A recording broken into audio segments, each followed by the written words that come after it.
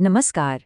चलिए आज एक सफर पर चलते हैं सांची के उन महान बौद्ध स्मारकों की दुनिया में।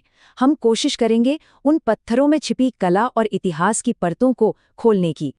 जरा सोचिए, मध्य भारत में एक शांत सी पहाड़ी है और उसकी चोटी पर बसा है एक प्राचीन स्थल। ऐसा लगता है मानो सदियों से वक्त भी इसे छूकर नहीं गुजरा। और ये कोई ऐसी वैसी जगह नहीं है। यूनेस्को खुद कहता है कि ये भारत में बौद्ध स्मारकों का सबसे सबसे बेहतरीन संरक्षित समूह है। मतलब एक ऐसा खजाना जो सदियों से महफूज है। तो सवाल ये उठता है, आखिर इन पत्थरों में ऐसी कौन सी कहानियां लिखी हैं? चलिए साथ मिलकर इस खोज की यात्रा पर निकलते हैं। तो इस कहानी की शुरुआत कहाँ से होती है?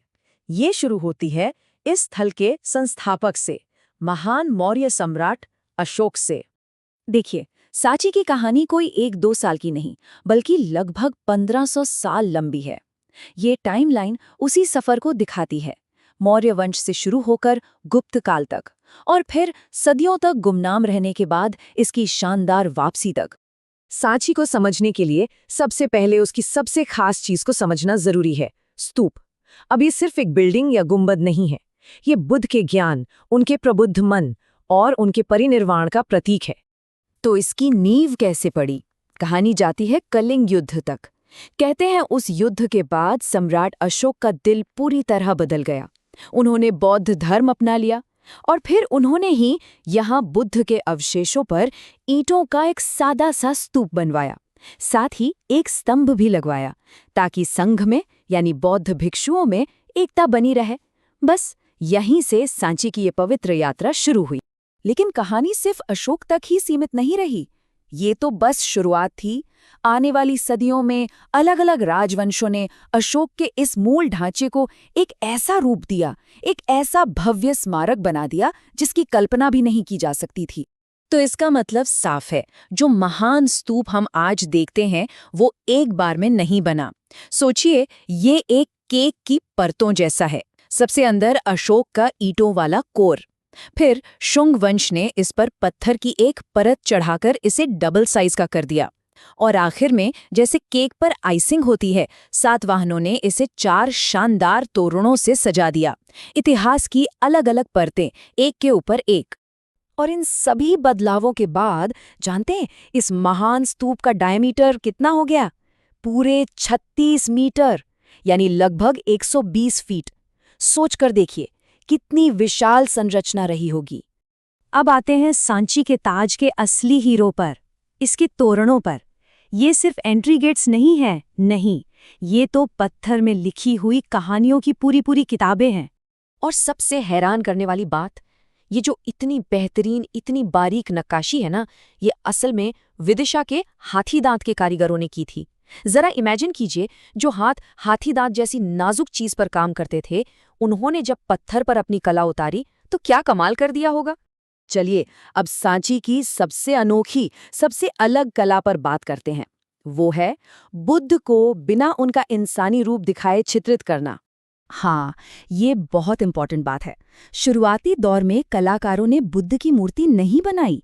उनका फोकस बुद्ध के शरीर या रूप पर था ही नहीं, बल्कि उनकी शिक्षाओं पर था, उनके उपदेशों पर। तो फिर उन्होंने बुद्ध को दर्शाया कैसे? प्रतीकों यानी सिंबल्स से। जैसे बोधि वृक्ष उनके ज्ञान का प्रतीक बन गया, धर्मचक्र उनके पहले उपदेश का, उनके पैरों के निशान उनकी मौजूदगी का एहसास दिलाते थे, और खाली सिंहासन उनके आध्यात्मिक शासन को दिखाता था। मतलब ये एक पूरी विजुअल लैंग्वेज थी, एक इशारों की भाषा। लेकिन फिर सदियां बीतीं और गुप्त काल आते आते कला में एक बहुत बड़ा बदलाव आया।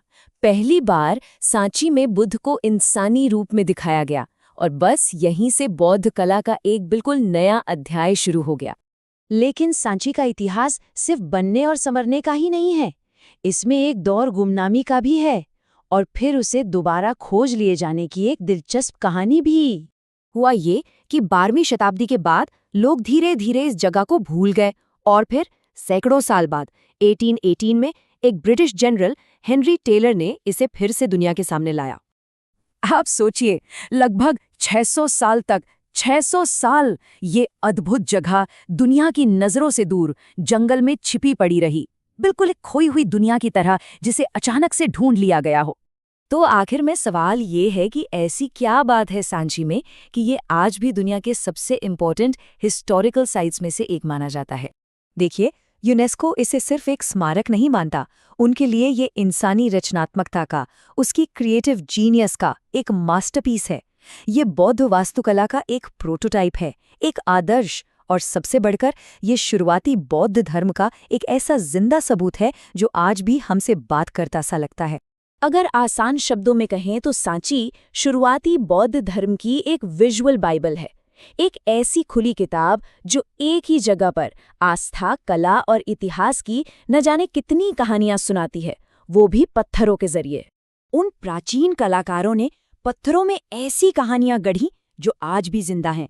ये बात सोचने पर मजबूर करती है ना, कि हम अपने दौर में आने वाली पीढ़ियों के लिए ऐसी कौन सी अमर कहानियां पीछे छोड़कर जा रहे हैं।